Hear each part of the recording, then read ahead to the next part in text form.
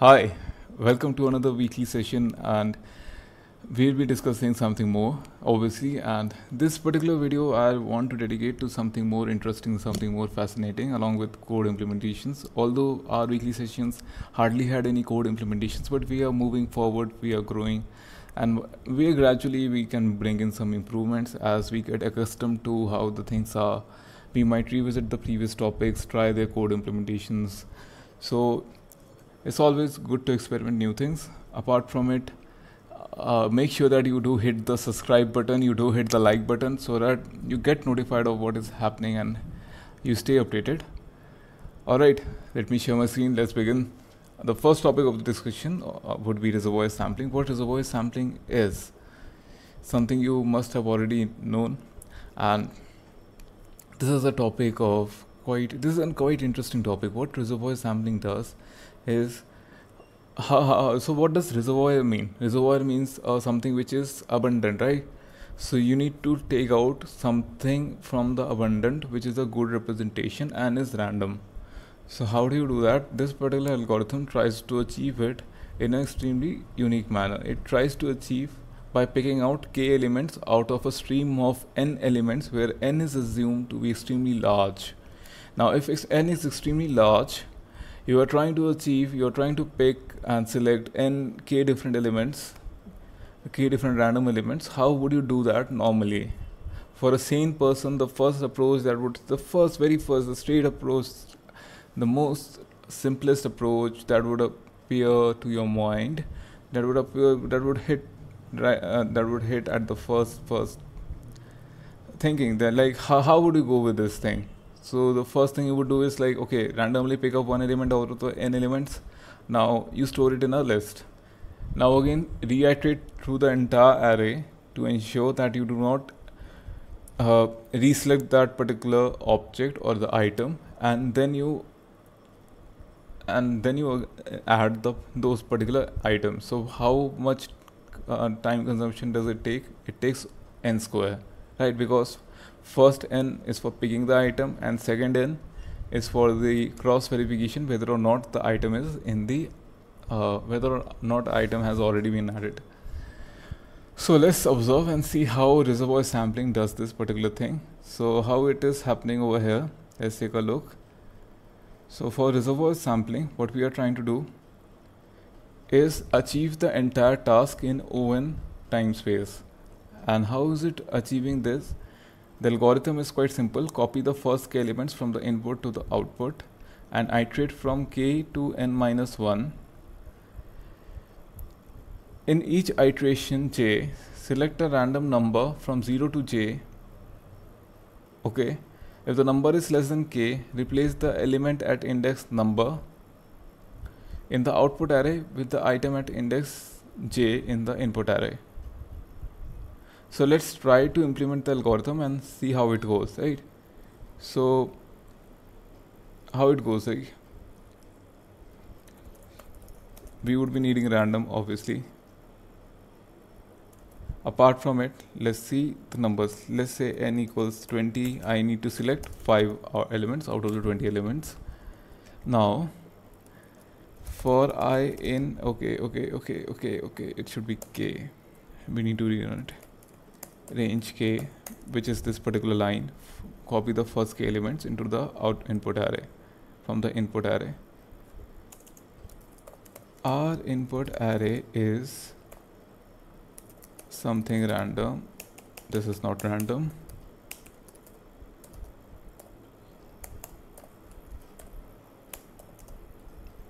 Okay, 1 2 3 4 5 6 7 8 9 10 11 12 13 14 15 16 17 18 19 20. Perfect. Our output array is a blank array or a list.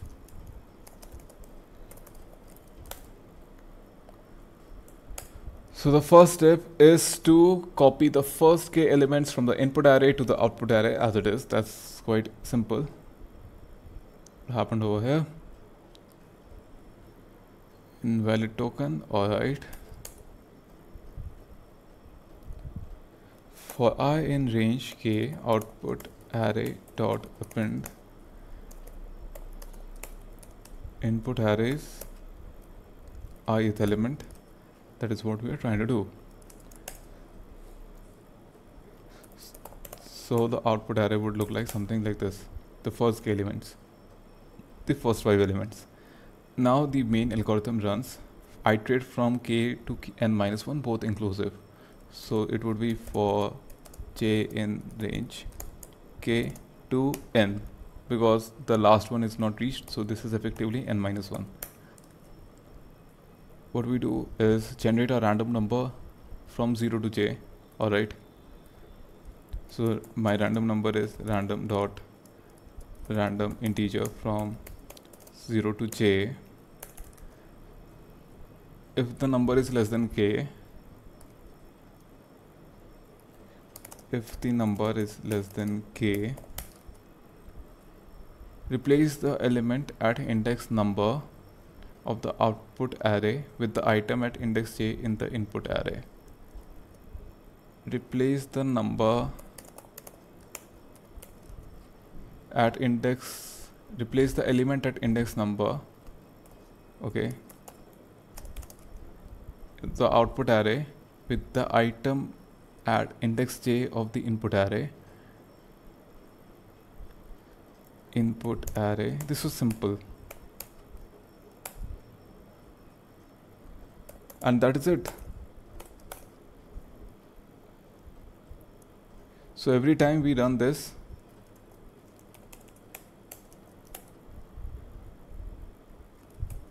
we obtain a different array, no matter how the initialization is.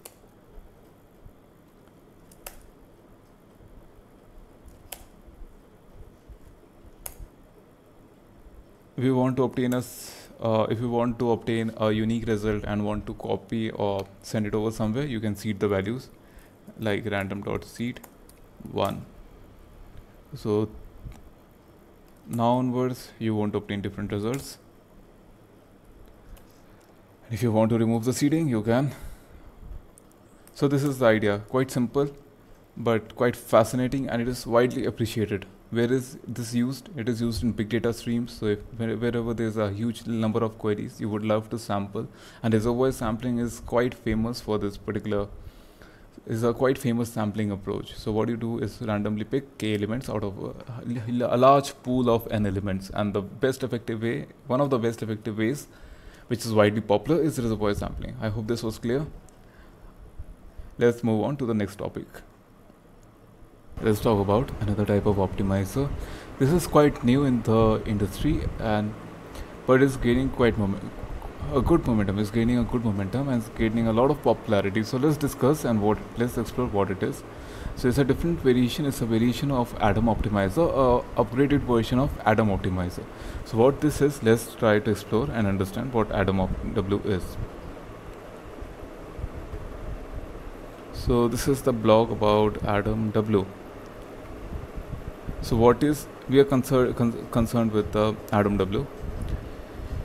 What is Atom W? Understanding Atom W, weight decay of L2 regularization. L2 regularization is a classic method to reduce overfitting and consists in adding to the loss function the sum of squares of all weights of the model multiplied by a given hyperparameter. So what it is like L2 regularization is a classic method. We already know L2 regularization is a classic method to reduce the overfitting, which consists of loss function squares of all the weights of the model multiplied by a given hyperparameter, where W is the hyperparameter to set, is also known as the weight decay, because we are multiplying by vanilla SGD. Because when applying vanilla SGD, it's equivalent to the updating weight like this. Alright. All the libraries we have looked at use the first of these forms. So why make a distinction between these two concepts if they are the same thing? The answer is that they are only the same thing for vanilla SGD, but as soon as we add momentum or a more sophisticated optimizer like Atom or L2 regularization, and weight decay become different. The rest of the article will talk about weight decay, and we will always refer to this second formula and talk about L2 regularization if you want to mention the classic way. Let's take a look at SGD with momentum. For instance, the L2 regularization consists of adding weight decay into weight to the gradients, but the gradients are not subtracted from the weights directly. First, we compute a moving average. So moving average equal to alpha into moving average plus, this is the formula. I think this is the formula which is happening. This is the moving average. This. On the other hand, the weight decay update would look like this. Alright. This is the moving average. This is the weight decay formula with moving average, and we can see the part subtracted from W linked to the regularization isn't the same in the two models. When using Adam optimizer, it becomes even more different. In the case of L2 regularization, we add this WD into W to the gradients, then compute a moving average of the gradients, and this squares before using both of them for the update. Whereas the weight decay method simply consists in doing the update then subtract to each weight. Right. So clearly these are the two different approaches, and after experimenting with this, found in their suggestion in the article, this is not L2 regularization for classic implementation. So how do we implement this? Very easily, if you were to use fast delivery, since I already implemented inside. Specifically, if you use a fit function, this is this. Okay, now it is all about the implementation. Results. Our first test on computer vision problems were very encouraging. The accuracy we managed in first 30 epochs with Adam and L2 regularization was 93.96, going over 94, 1 out of 2. And we consistently reached between 94 and 94.25 with Adam and weight decay. To do this, we found the optimal value of beta 2 using a one cycle policy. This is it. And then we more impressive is test time augmentation. One thing take into account in those comparisons is changing the way we regularize the changes. In the test we ran, the best learning rate with this. Alright, nothing much. So basically what we learned over here is weight decay or L2 regularization. L2 regularization is this. So it's not an L2 regularization, it's not a simple weight decay. And what is it? What makes Adam W different?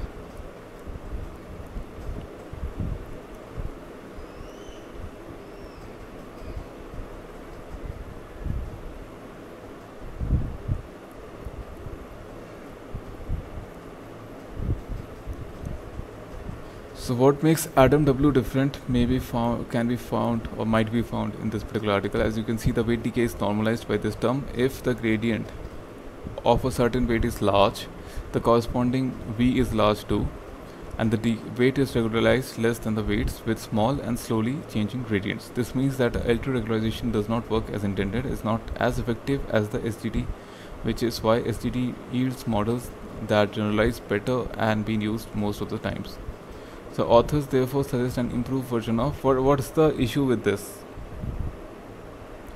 So this says the wallet term over here. This is another article by Adam W. Matters. Let's read this. So this is the wallet term over here. This shows the L2 regularization in Adam, which is usually implemented in the deep learning libraries. The regularization term is added to the cost function, which is then derived to calculate the gradients G. However, if one adds the weights decay term to this at this point, the moving averages of the gradient and its sum keep track of the loss function but also regularization term. In line 6, 7, 8, if we insert 6, 7 into line 12, the update of the weight would look like this. Alright, so what happens is weight is normally regularized by the term this as well. Alright, is normalized by this term. Alright. Weight decay is normalized by this term as well. Yep, this over here, square root V. If the gradient of a certain value weight is large, okay, the corresponding V is too large and the weight is regularized less than the weights with small and slowly changing gradients. This means that the L2 regularization does not work as intended, as it's not effective as the SGD, which is why SGD models. Okay, so what I can understand, this is a complex topic, so what I can understand is corresponding if the gradient is too large, then the weight regularized would be extremely low, right? If this value is too large, then the square root would be large and this value would become low, so the regularization would be low, right? So even smaller than the slowly changing gradients. Therefore, there was an improvement. The weight decay on the regularization does not end up in the moving averaging and thus only proportional to the weight itself. The authors show experimentally that Adam W yields better training loss and that the models generalize much better than the models trained with Adam, allowing the newer version to compete with SGD with momentum. This means that in future the researchers might not have to switch between Adam and SGD as often. Alright, nothing much. Adam W optimizer. If you want to use Adam W optimizer, this is where you can find TensorFlow add-ons. Optimizers Adam W, weight decay, learning rate, beta 1, beta 2, epsilon, AMS grad, name. What is AMS grad? Understanding AMS grad. AMS grad was recently introduced. By analyzing the convergence of the optimizer, they spotted a mistake in the update rule that could cause the algorithm to converge at a suboptimal point. They designed the theoretical experiments that showed situations where Adam would fail and proposed a simple fix. To understand, you will have to look at the update rule of Adam. This is the update rule. We just skipped the bias correction to focus on the important point. The error in the proof of the Adam the author spotted is that it requires the quantity this, right, which is the step we take in the direction of our average gradients to be decreasing over training. Since the learning rate is often taken constant or decreasing, the fix the authors proposed was to propose the average squared quantity to be increasing by adding another variable to keep track of their maximums. The associated article 1, this particular thing, this causes weight update code from the previous section to be changed to something like this. So average grads is more or less the same. Then we have average squared, which is also same. We have max squared, which was not there, which is maximum of average squared and max squared. And now the square root would be max squared rather than always average squared. So AMS grad turns out to be very disappointing. In none of our experiments we did find that it helped slightest of the bit, even if it's true that the minimum found by the AMS grad is sometimes slightly lower than the one reached by Adam. The proof of convergence for Adam optimizer in deep learning and the mistake they found mattered for synthetic experiments that they have nothing to do with real life experiments. Actual tests show that when these average squared gradients want to decrease, it is best for the final result to do so. This shows that even if the focus on theory can be so useful to gain new ideas, nothing replaces experiments to make sure that the ideas actually help practitioners. So these are the results.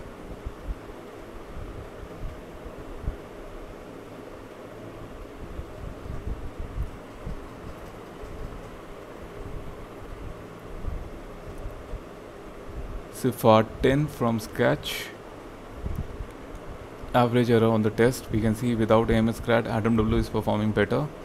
And fine-tuning ResNet on Stanford CAST dataset using the standard head differential learning. We can see here Adam W performing worse, or over here we can see Adam W standalone. Adam W is relatively better.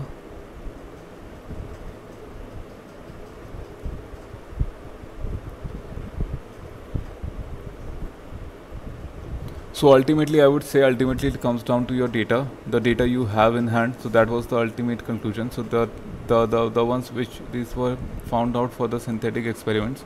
Ultimately, if the real life experiments, it ultimately boils down to the real life experiment or the data set you have in hand, right?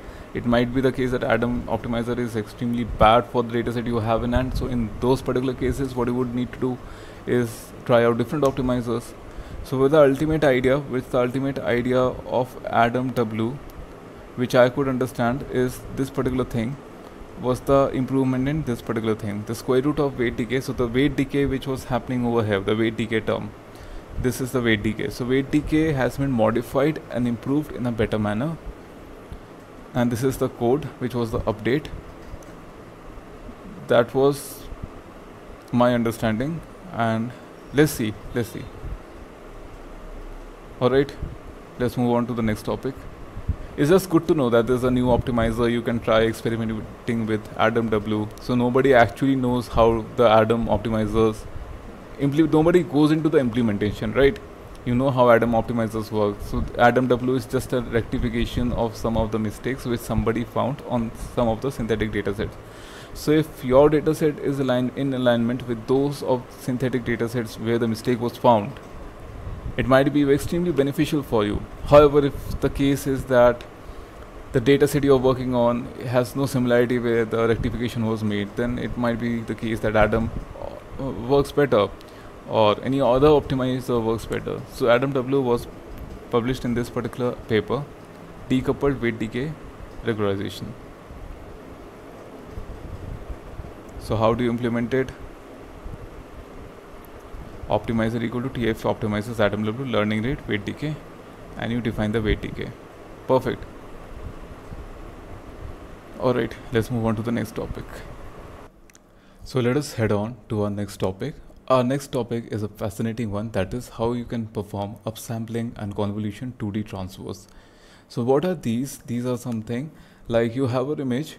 So what does convolution max pooling do? What do convolution and max pooling do? They take your image, you supply the image, and they would reduce it so that you can get the important features. What about if you want to do the other way around? If you want to achieve the other way around, there are two methods you can do. There are many methods, but the ones which are quite prominent with the help of Keras, with the help of TensorFlow, are upsampling 2D and convolution 2D transpose. So let us discuss about upsampling 2D and convolution 2D transpose in a bit more detailed manner. So, I mean, let's start with upsampling 2D. It's a very simple one. I'll make a matrix. Let's say my matrix is, this is my matrix. I hope you're able to see. This is my matrix, or random matrix. I'll make a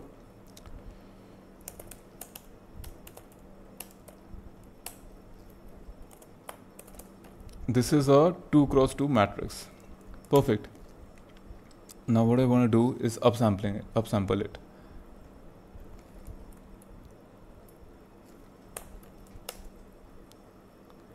Now I want to upsample this to something which is from 2x2 to 4x4, a double upsample. So what I would do is, let's say I define a upsampling layer, upsampling 2D layer. What effect it would be? So just make a model. Let's make a model where we have only one layer, and that is upsampling 2D. So whatever the input, it would double it out, or it would upsample 2D it. So let's say our model is tf.keras.models.sequential.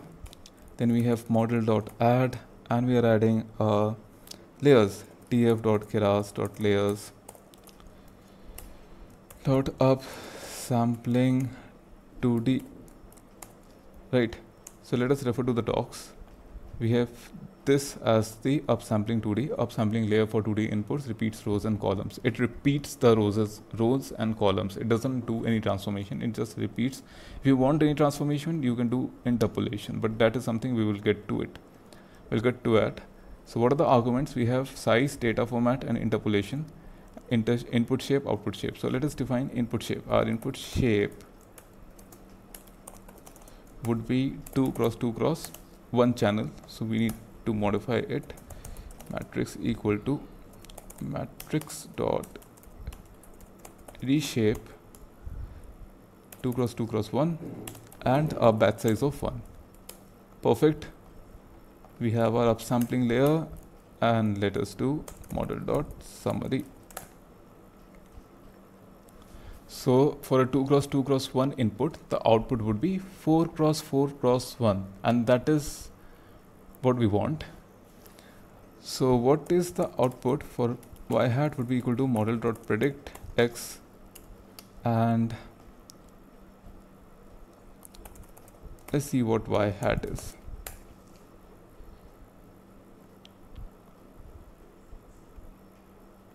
Let's improvise the input.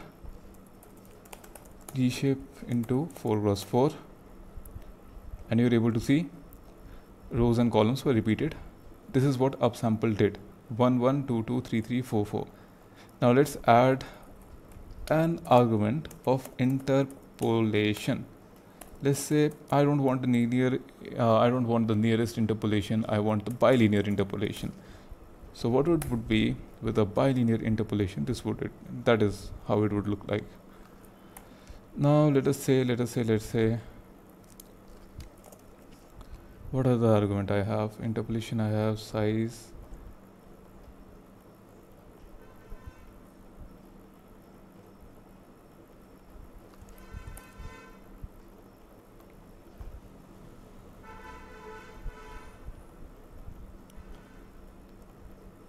We can do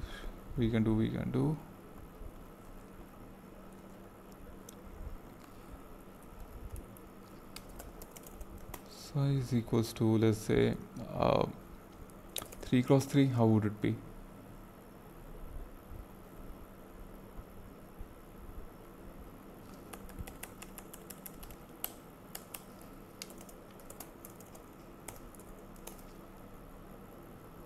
So for 3 cross 3 it would be 2 times of the 3 cross 3 times the input. So this into 3 would be 6, this into 3 would be 6, and this remains unaffected. If I want the first one to be 8 and the second one to be 6, what I would do? 4 comma 3. If I want the other to be 12, I would do here 6. So let's see how the output is.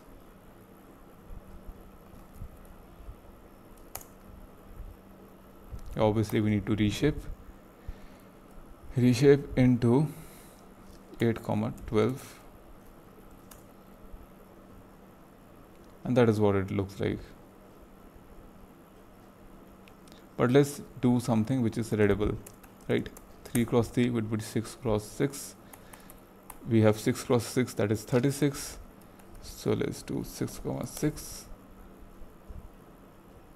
So you can see, let's not do linear, let's do the nearest. And here you can see 3 cross 3, 3 cross 3, 3 cross 3, 3 cross 3. This was simple. This was upsampling 2D, which is majorly used in unit segmentation models. Now, if you were to use GANs, you would be most likely be using conv 2-dimensional transpose. Now many people say that this is an amalgamation of upsampling, this is an amalgamation of convolution, but whatever it is, let's see how it goes. So it is basically, the main idea is not that is the upsampling, then we have the convolution. It is the other way around. It's the convolution 2D transpose. So you go the reverse way. So if you had an image, you obtain the convolution, then you get the output. But how would it be to get the output and go back to the input? That is what it is, reverse engineering and trying to obtain what was it, how was it. So let us see how it goes. Let's define a model, tf.keras models sequential model dot add tf.keras dot layers, and then we can do the conv 2D transpose. I have not filled any arguments, we can get into it. So how would conv 2D transpose would look like?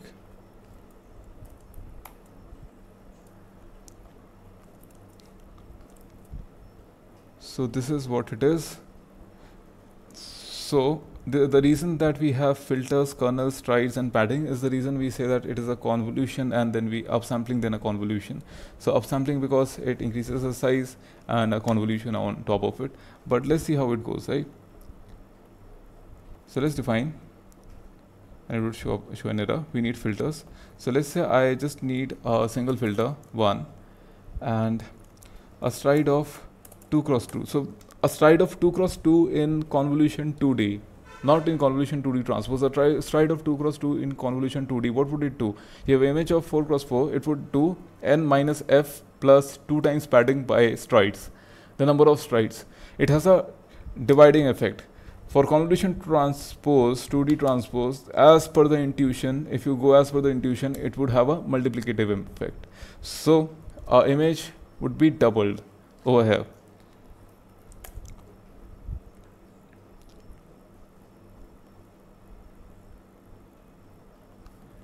Alright, and we need to pass the input shape as well.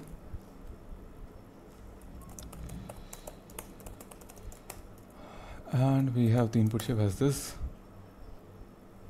Perfect. So what it would do is take a 2 cross 2 and give a 3 cross 3. Very interesting. So let's see how it goes. And this model does have weights. So let's see how the weights are.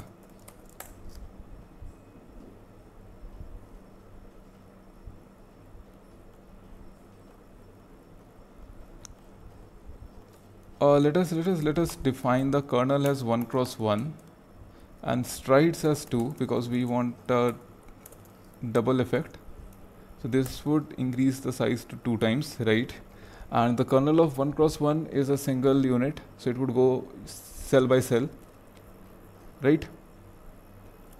So let's see how it goes. So this is what we have. We can set the weights model dot set weights as, let's define weights. We don't want any transformation. If you want a transformation, you can use the default ones, but I am not looking for any transformation. I'm looking to understand what the topic is about. So my weight would be equal to a list of 2 arrays, numpy arrays, where first I want a 4-dimensional 1 and the second a single dimensional 0. Perfect. Now let's obtain the y hat. Y hat would be equal to model dot predict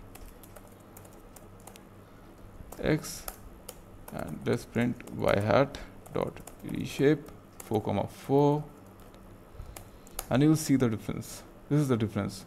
So y 1 0 0 2 0 0 3 0 0. So what initially it did, initially it increased the size. So for striding, so it has a convolution effect, not the upsampling one. It has a convolution effect. What does convolution do when there's empty space, right? What would a convolution do? It would pad with zeros, right? So what you want is you are performing a convolution with a stride of 2 where there's not a space. So what would do? The image is what the matrix is. The matrix is matrix dot shape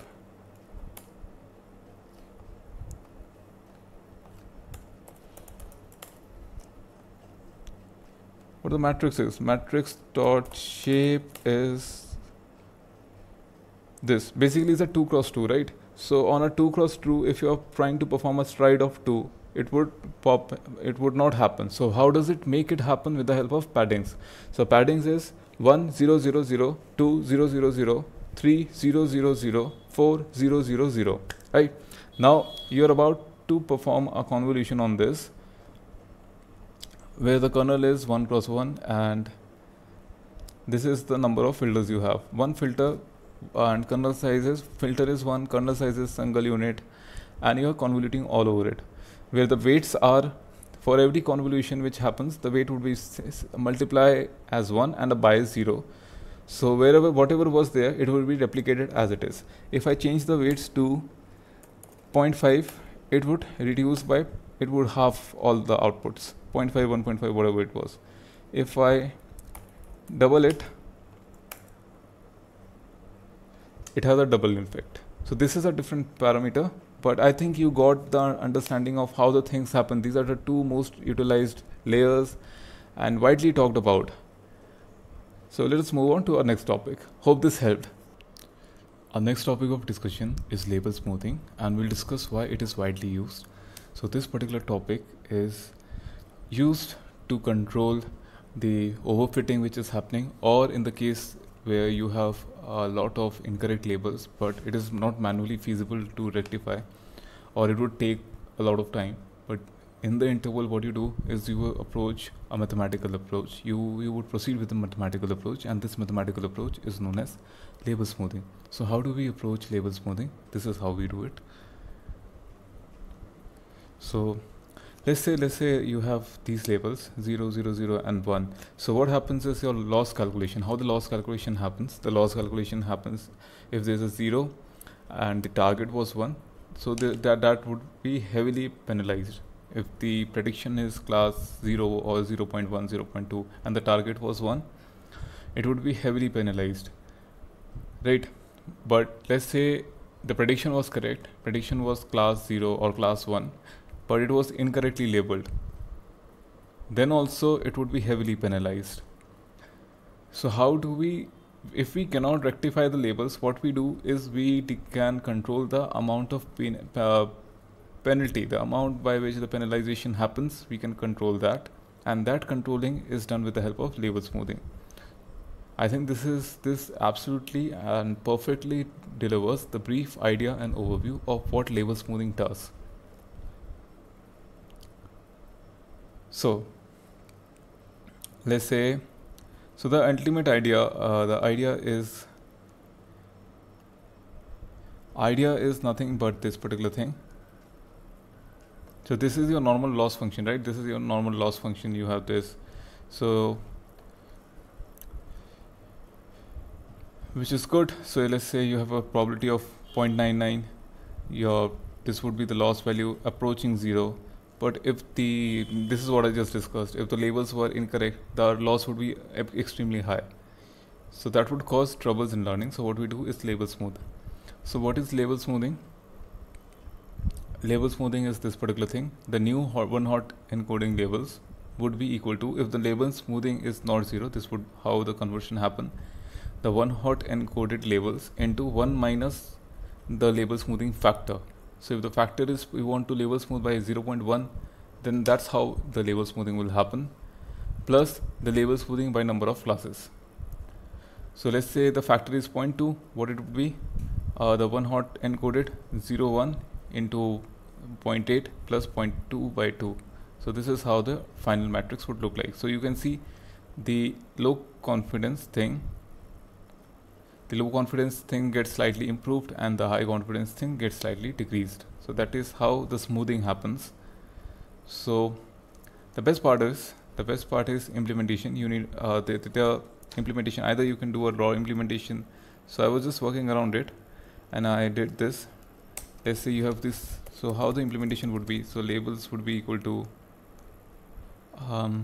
the labels would be equal to new labels would be equal to the original labels multiplied by 1 minus the factor plus factor divided by num classes. So let's act another factor. Perfect. So let's say I want to identify my labels are let's say is a 3 class classification. It is 0, 0, 1. I am doing a smoothing of 0.2 and I have 3 classes.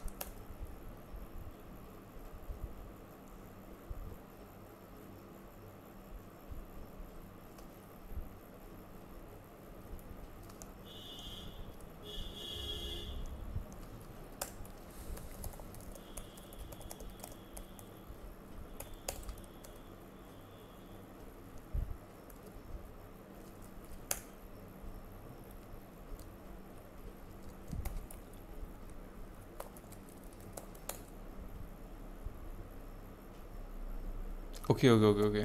Yep. We are missing the commas. Print new labels.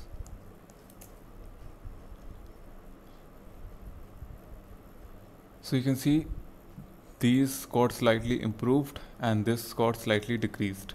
So if you do a smoothing of 0.1, the effect would be lesser. If you do heavy smoothing, that means you're actually reversing the things.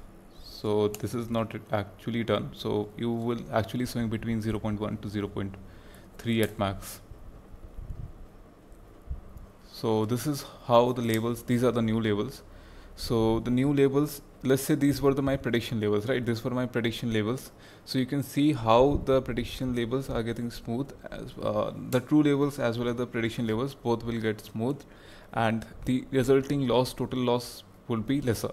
But we need not to implement from the very scratch. What you can simply do is TF Keras losses binary cross entropy and pass the label smoothing factor, whatever it is, 0.1 or whatever it is. So let's say these are my y2 0 1 1 and y pred are 0.8 0.99 0.1, and if you do this, this would be the output. The total loss value is 2.05. That's extremely simple, but quite useful if you are trying to tackle overfitting, or if you're trying to deal with wrongly labeled data, mislabeled data. But how would you do that? This is done with the help of label smoothing. Label smoothing does this automatically in a mathematical sense till the time it gets manually rectified or it is rectified from the source. I hope this was clear. Our last and final topic of the day would be what are pseudo labels and how do they affect it, and how do they improvise our performance, and why they are widely used and discussed. So the basic idea of pseudo labels, as the name says, these are not actual labels, these are pseudo labels, right? They're not actual labels. So what the step is, a brief overview. You have a model, you have a training data, and you have a test data. So what we do on a brief overview is like you train the model on the actual data.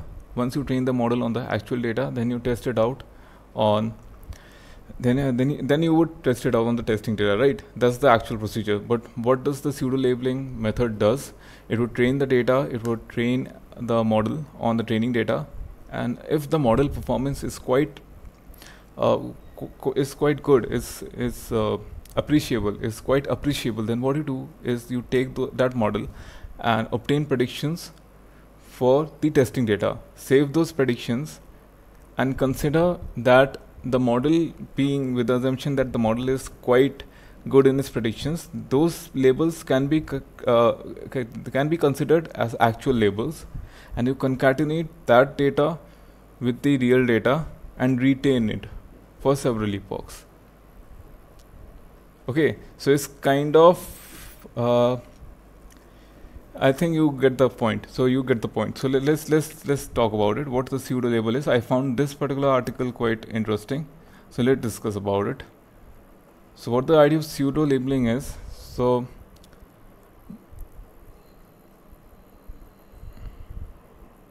labeling data is expensive in terms of time as well as money. The obvious solution is to figure out a better way, make ML algorithms work without labeled data, and automatically label the data or use large amounts of unlabeled data along with small amounts of labeled data.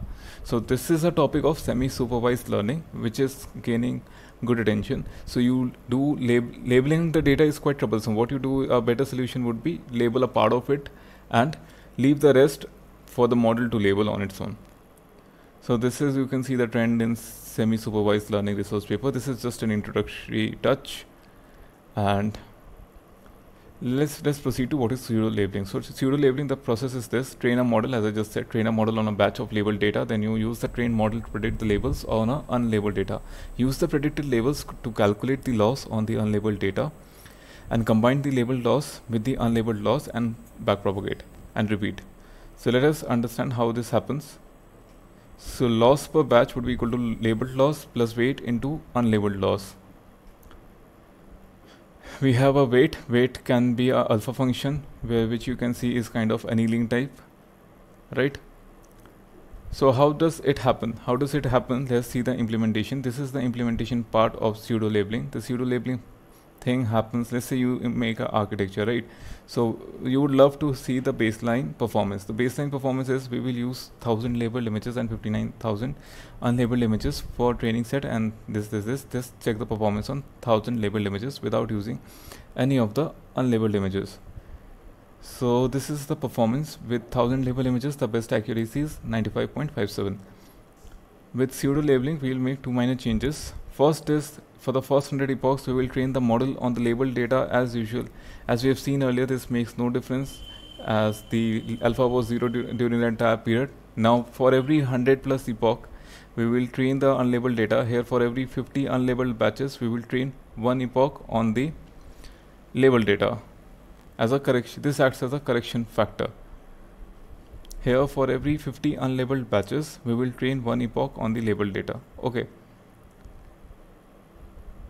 In next 100 plus batches, we will train on the unlabeled data with alpha weights, and for every 50 unlabeled batches.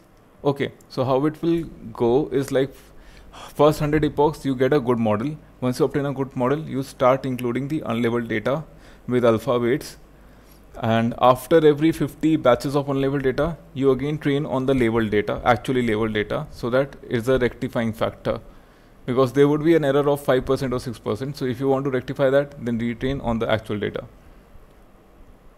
Don't worry if this sounds confusing, this much easier in code. This can be here, okay. Reduces overfitting on the labeled data, improves speed since we make only one forward pass per batch of the unlabeled data instead of two.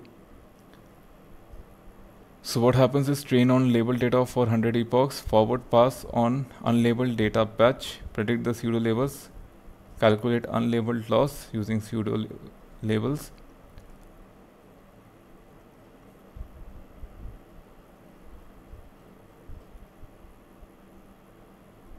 "50 unlabeled batches done." Yes. Train one epoch on labeled data. No.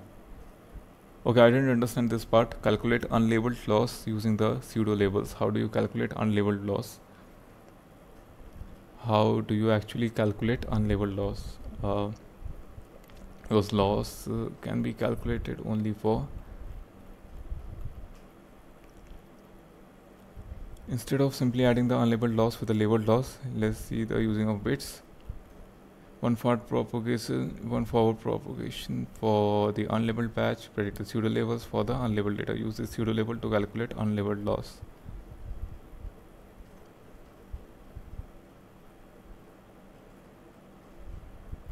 Okay. So pseudo labels, predict the pseudo labels, those would be considered as actual labels. Then you are training again. Okay, now you get it. Now I get it. So it happens like you train for 100 epochs.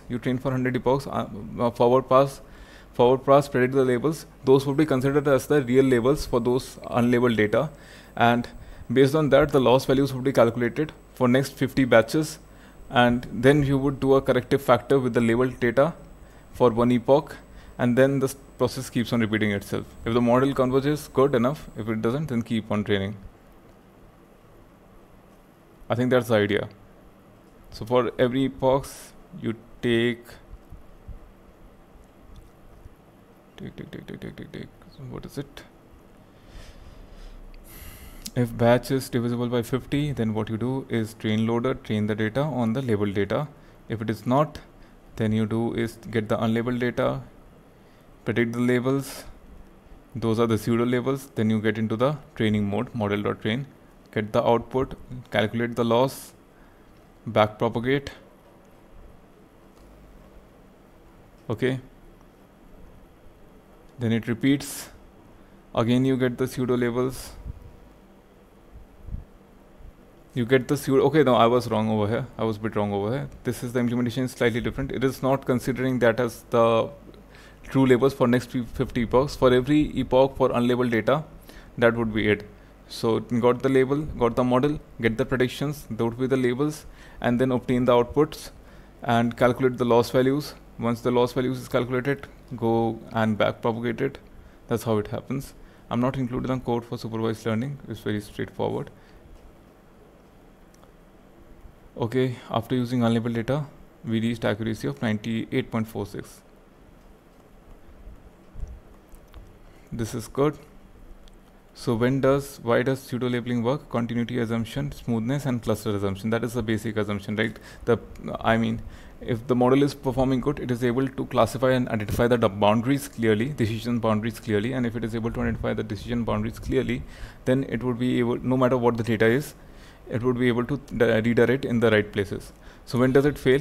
if the initial label data is not a good representative of the entire data. So that's what this line means. Initial label data is not enough to determine clusters. It's not a good representative of the entire data. If it is not a good representative of the entire data, then you won't be able to form good clusters. Second, I don't think there's any second point over here. And if the initial data does not include some classes, then then also it would be faulty. Apart from it,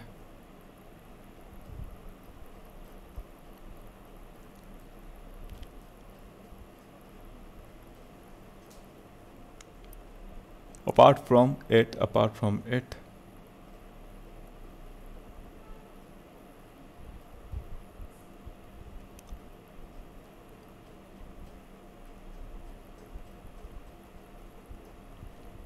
I don't think there's anything apart from this.